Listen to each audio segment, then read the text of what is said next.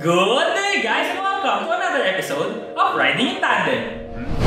RIT, Riding in Tandem, RIT. With me, RM, at sa episode na to, pag-usapan natin ano ba yung mga kailangan mo lalo na kung bago ang sasakyan mo gamit ang aming bagong-bagong Jetware Ice Cream. Ano, ready na ba kayo? Tara na!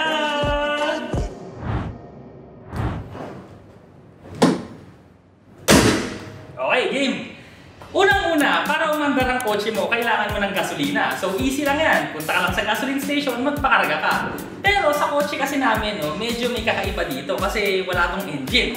Meron tong electric motor. So ito, hindi ka na kailangan pumunta ng gasolinahan kasi sa bahay ka lang magcha-charge. Gamit ang accessory mo na isasaksak mo lang sa pader. Ito yon, ang charger. So ikakabit mo lang to sa saksakan sa bahay nyo.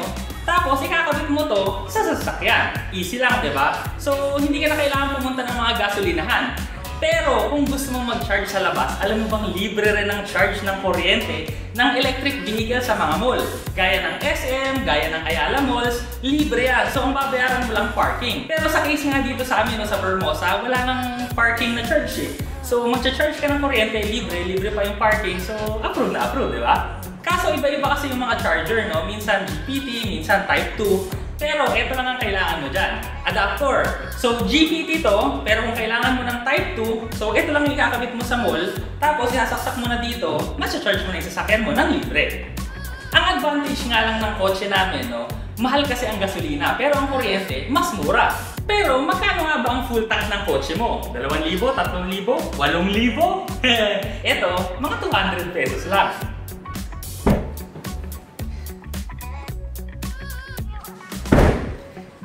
Dito sa loob ng sasakyan, ang pinaka-importante para sa akin, lalo na kung wala kang Android Auto at Apple CarPlay, ito.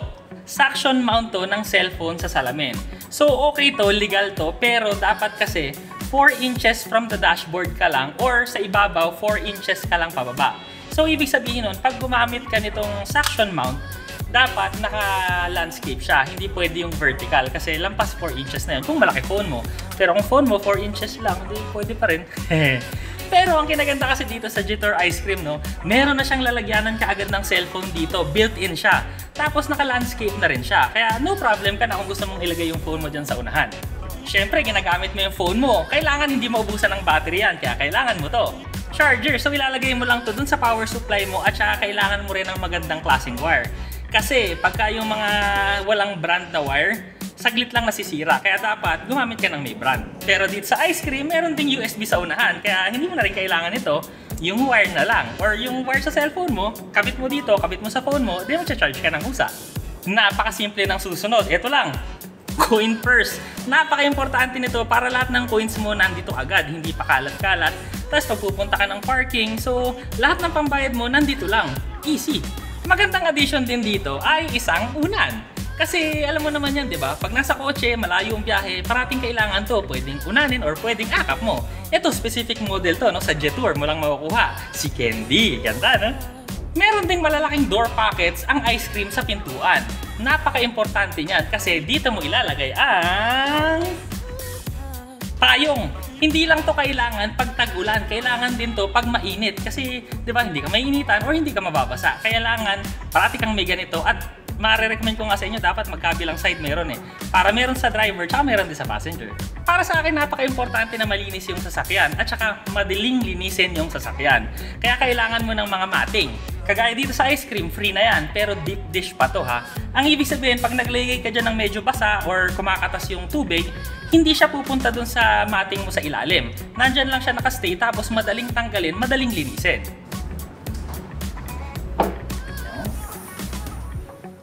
Meron pa dito sa likod. Ito, mga pinaka-importante to. Air pump. Napaka-importante nito kasi alam niyo naman, di ba? Gulong lang ang parte ng sasakyan na nakakapit sa kalsada. So, importante dyan, dapat parating tama yung air pressure mo. Kasi kung hindi, pag nasira yan, delikado. Bago ka umalis ng bahay, kailangan kasi i-check mo yung mga tire pressure. Pero paano mong gagawin yun, di ba? So, visual, oo, pwede. Pero dito kasi, pang-pump na siya at saka makikita mo rin kung ilang PSI yung karga ngayon ng gulong mo. So all-in-one na siya. Mache-check mo na at saka kung kulang man yung hangin, edi lalagyan na rin niya ng hangin yung gulong mo. Tapos pwede mo rin tong i-charge sa sasakyan mo mismo. Eto pa, napakalaking tulong nito. Charger to ng baterya ng sasakyan. Lalo na kung internal combustion engine kasi ito may ibang charger to.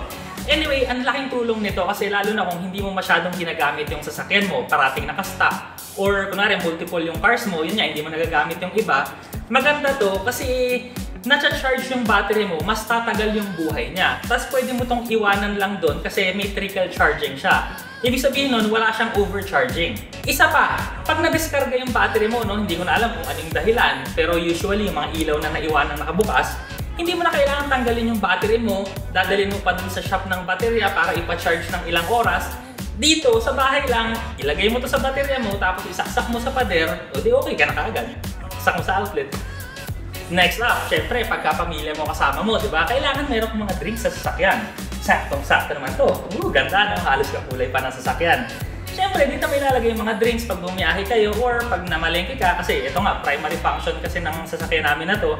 Pamalengke kasi maliit, madaling iparada, madaling dalhin.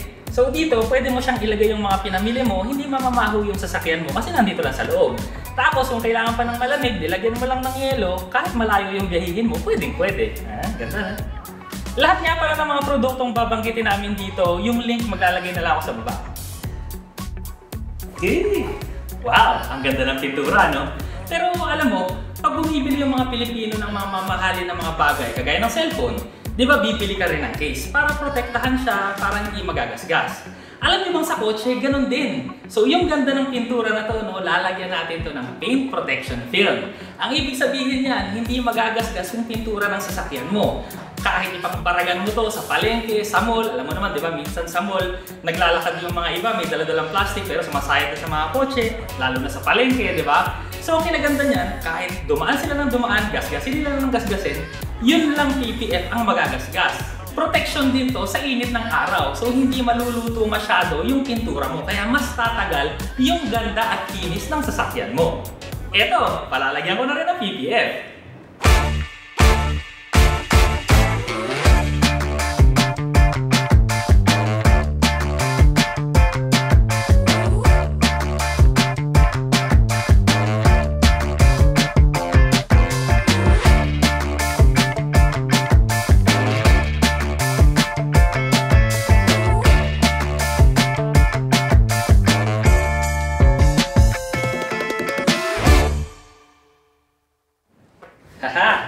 Yan, ayos. Protektado na ang sasakyan mo. Pero papayag ka ba nun? Siya lang protektado? Siyempre dapat ikaw din. Kaya magpalagay ka ng Ceramax Nano Ceramic Film.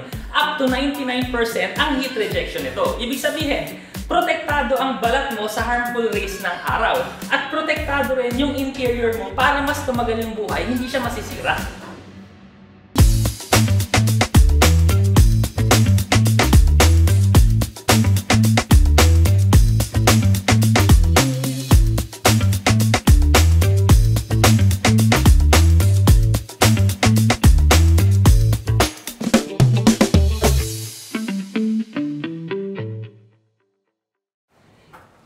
Nakita nyo na ngayon yung mga basic accessories na nilagay natin dito sa ice cream. So ready na ang ating ice cream para sa Baragan kasi binili naman talaga namin to para pang Baragan.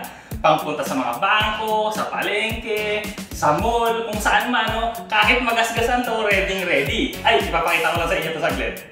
Ito yung paint protection film na nilagay namin. Ito, steel brush. So gasgasin natin siya. 1, 2, 3. Okay. So nakikita mo may mga linya-linya na siya, oh. Horizontal lines. Pero, itong kinaganda din sa PPF na to, self-healing. Tingnan mo.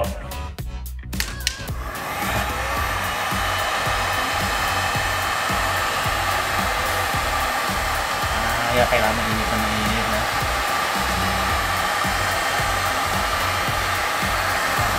May konti pa.